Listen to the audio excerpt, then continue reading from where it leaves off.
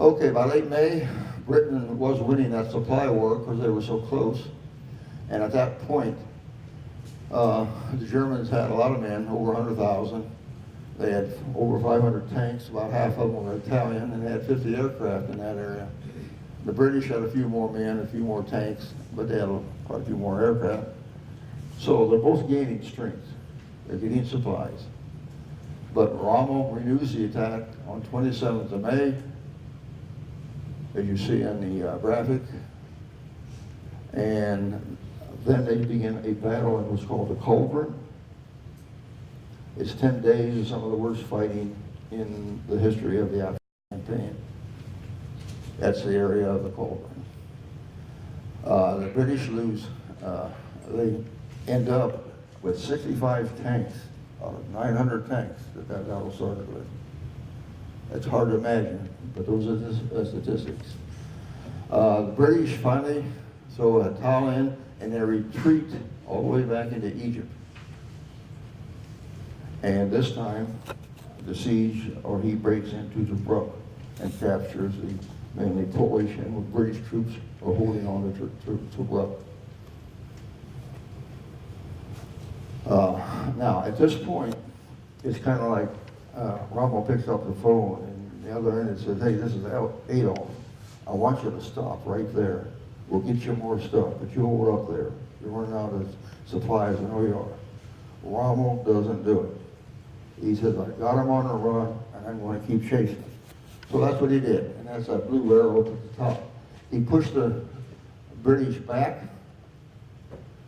They had a battle there. By the 28th of June, at Muskegon, like I said, that's where the new line was developed. Now back at Alamein. So this is the first time we see Alamein becoming a defensive position for the British. I mentioned the Curator Depression. That was an area of salty marshes. I think it might be kind of like Death Valley in California. So hot, below sea level, salt marshes, nothing could get through it. And the Germans recognized that, and so did the British. So the British had a very good defensive position here. They didn't have to man the south side of it because that was a Curator Depression. So they were able to hold it. Back to this. This is armor that the British use now that was supplied mainly by the U.S. That's a Stuart tank. That's an M3. This is a M3 Stuart, sorry. You see the difference in the turrets. Basically the same body, but notice how different the turrets are. The Stuart was a British modification. And then notice these two here, the Grant and the Lee, both provided by the United States. And again, you look for the difference in the turrets, the difference in the gunning.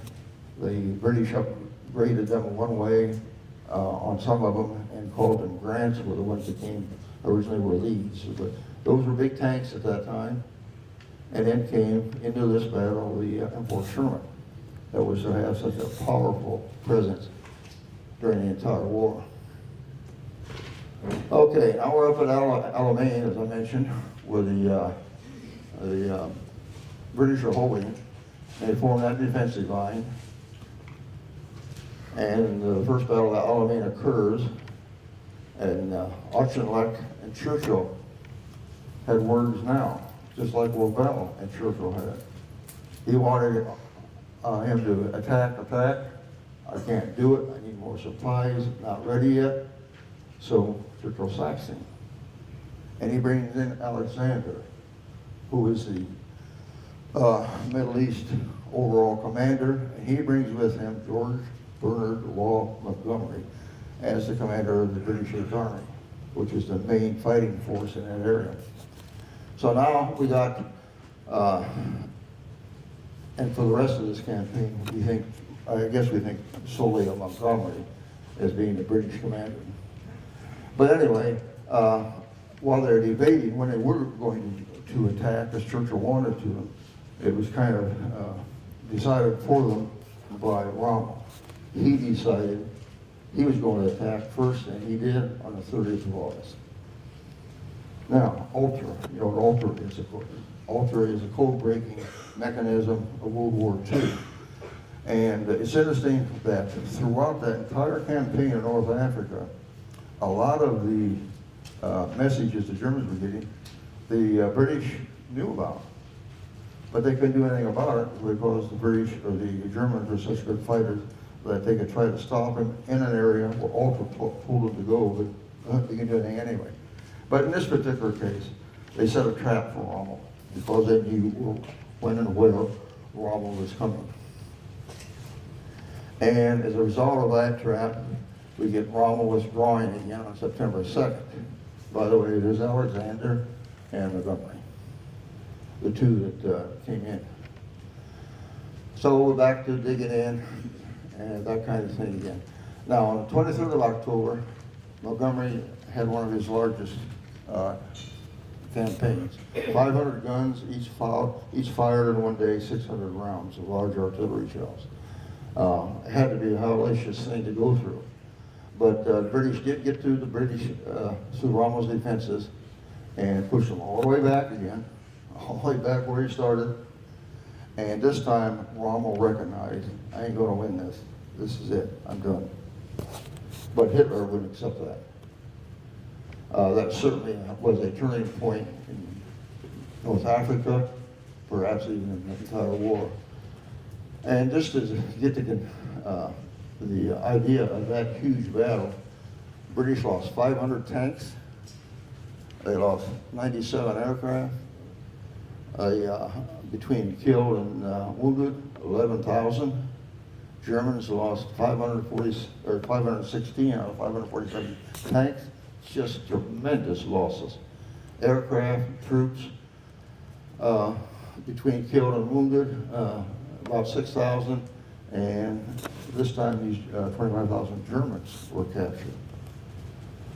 Okay, so we got Rommel retreating back. You can see the red arrow. This indicates Rommel going back this time to Tripoli. And you got Montgomery and 8th Army in hot pursuit. Hitler's got a new strategy now. And that is, okay, Rommel, if you can't take all of Africa, if you can't get over to Alexandria and the Suez Canal, I'm going to send you so many troops and so much armor and so many supplies that you can take Western Africa, Tunisia, Algeria. And that's what he does. He starts sending a huge amount of supplies because he still wants to cut off that lifeline somehow. The Allied strategy was simply to push Rommel and the Germans completely out of Tunisia now. So at the Casablanca conference, some very important decisions were made. This was a very, very important conference. Stalin was supposed to be there, but he wasn't because he was tied up with Barbarossa. But FDR and Churchill were there. And one of the things that came out of that conference was a second front. And that's what we know now as the invasion of Operation,